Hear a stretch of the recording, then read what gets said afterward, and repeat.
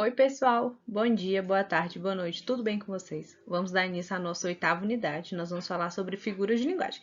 Nós temos um objetivo a cumprir nesta aula, que é identificar as figuras de linguagem utilizadas na linguagem, né? No nosso contexto, nos textos em que nós lemos, nos livros e até mesmo nos diálogos que nós temos.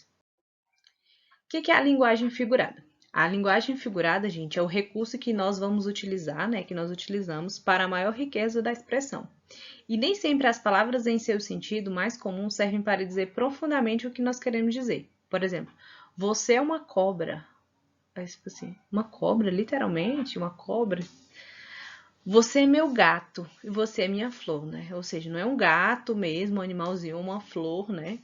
É só uma questão aí que nós vamos entender que isso aí pode ser uma metáfora, né?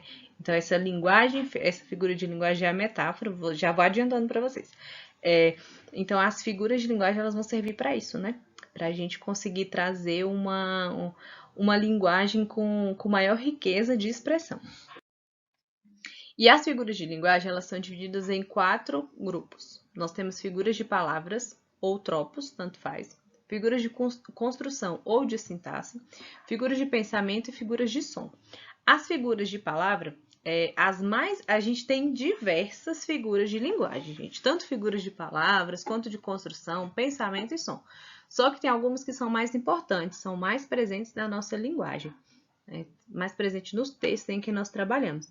Então, por exemplo, as figuras mais importantes de palavras seriam metáfora, metonímia, sinédoque, catacrese ou antonomásia. E o que é a metáfora? A metáfora é uma comparação abreviada, se nós formos pensar assim, né? E ela vai consistir em usar uma determinada palavra, não no sentido denotativo, mas no lugar de uma outra, com a qual tem uma certa relação de semelhança. Por exemplo, a vida é uma luta, ou seja, a vida é tão difícil quanto uma luta.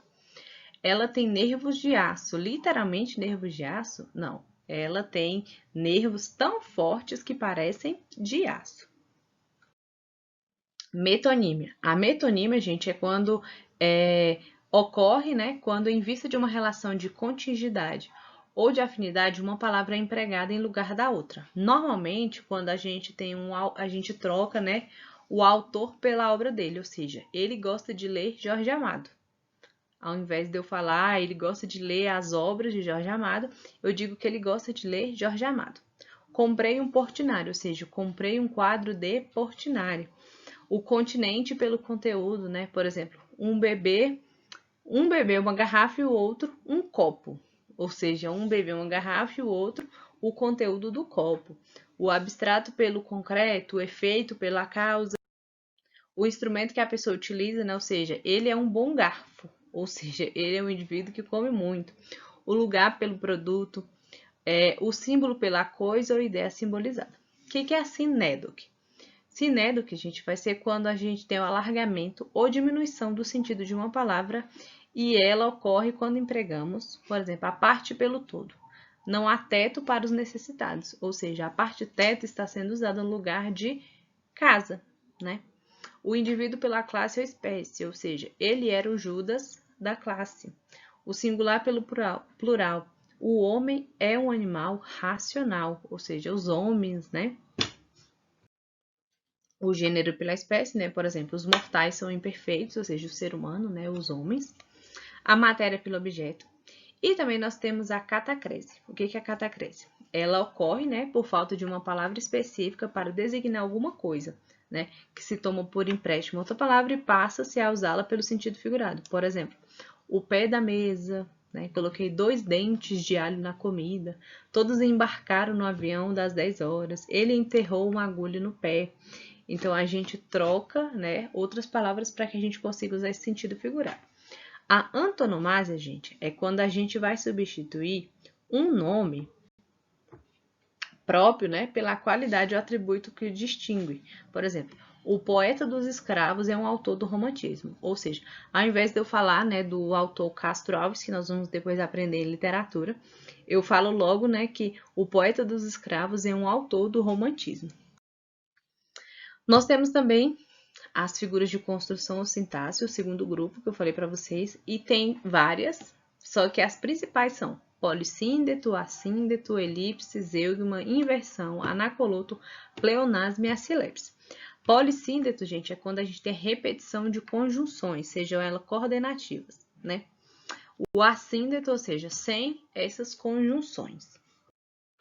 A elipse é quando eu vou omitir um termo facilmente subentendido, né? Por exemplo, porque estou tão sozinho, porque estou tão sozinho. Neste corpo, cicatrizes e marcas. Eu não preciso dizer,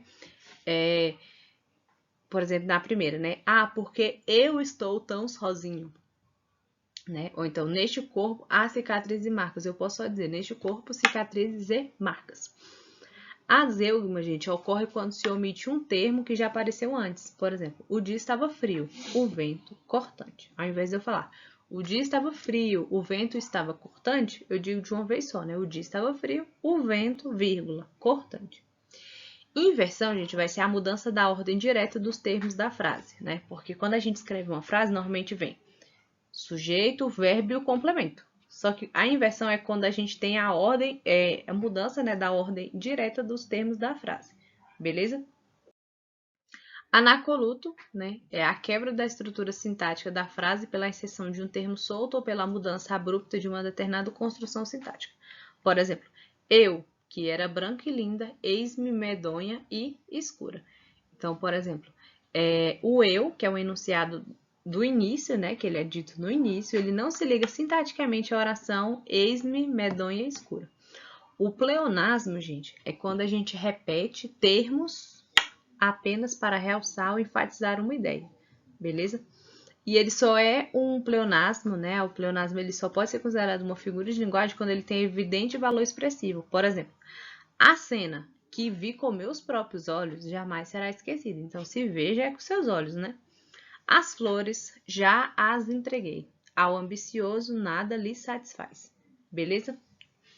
Já o pleonasmo vicioso, que é uma coisa que a gente usa bastante, né? Ele é desnecessário, né? Que não se pode ser considerado como estilístico, mas como um vício de linguagem. Por exemplo, subir para cima, entrar para dentro, descer para baixo.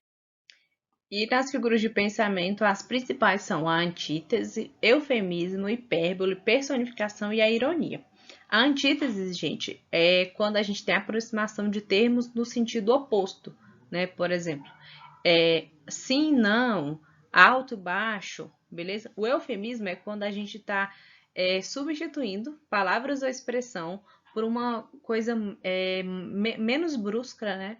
A gente suaviza aquilo que nós queremos dizer. Por exemplo, depois de muito sofrimento, entregou a alma a Deus. Ele não foi feliz nos exames, ou seja, ao invés de eu falar, nossa, ele reprovou, nossa, foi horrível essa nota. Não, eu só digo, ele não foi feliz nos exames, ou seja, eu suavizei o que eu queria dizer. Ironia, né, é a utilização das palavras ou expressões que assumem um significado completamente oposto num determinado contexto. E, por exemplo, são muito educados esses garotos, não é? Ou seja, com uma ironia dizendo que os meninos não são educados. A hipérbole, gente, é só lembrar da questão do exagero. A palavra hiper é muito, né? Então, é uma coisa bem exagerada. Por exemplo, os olhos piscavam 1000 vezes por minuto diante do horrível espetáculo. Ou seja, ele bem exagerado, né? A personificação é uma atribuição de qualidades de seres humanos para seres que não são humanos, né? Seres inanimados, seres que são abstratos. Por exemplo, debalde o rio docemente canta a monótona canção. O rio canta, literalmente? Não. Eu dei uma característica humana para o rio. Beleza? As figuras de som, gente, as principais são aliteração, assonância e onomatopeia. A aliteração é repetição de fonemas para sugerir um som. Por exemplo, será que a morena cochila escutando o cochilo do chocalho? Será que desperta gingada e já vai chocalhando para o trabalho? Ou seja, eu repito sons, né, fonemas, para sugerir um determinado som. A assonância é quando é repetição ordenada dos mesmos sons vocálicos, ou seja, a mesma vogalzinha ali sendo repetida. Garoa no meu São Paulo, timbre triste de martírios. Ou seja, eu usei a repetição ordenada do som do I, né? E a onomatopeia, o que é? É a criação de uma palavra para imitar um som. Por exemplo, ó rodas, ó engrenagens. Rrr, eterno. Forte espasmo retido do maquinismo em fúria. Ou seja, também a questão do tic-tac do relógio, né? A gente fala assim, esse relógio não para com esse tic-tac. A gente cria uma palavra para imitar o som do relógio. Então, isso vai ser uma onomatopeia.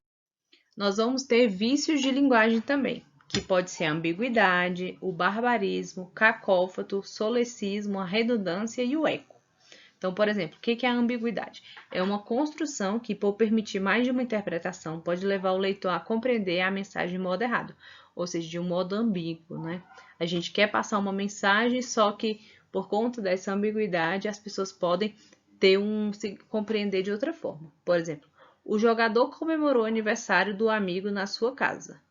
A casa era de quem? Do jogador ou do amigo dele?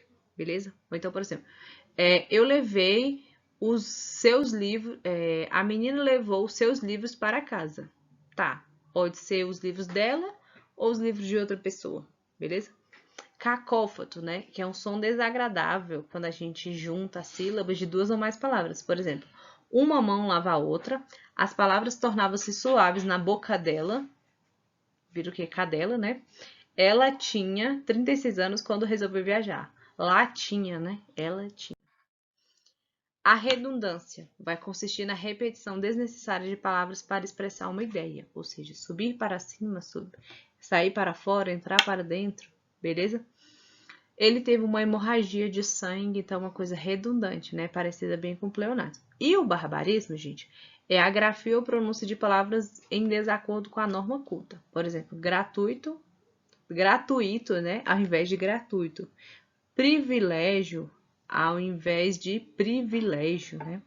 Advogado, ao invés de advogado. Mortandela, em vez de mortadela. Ou rúbrica, ao invés de rúbrica. Beleza, pessoal? Então, gente, nós falamos sobre várias figuras de linguagem, sobre vários vícios também na linguagem.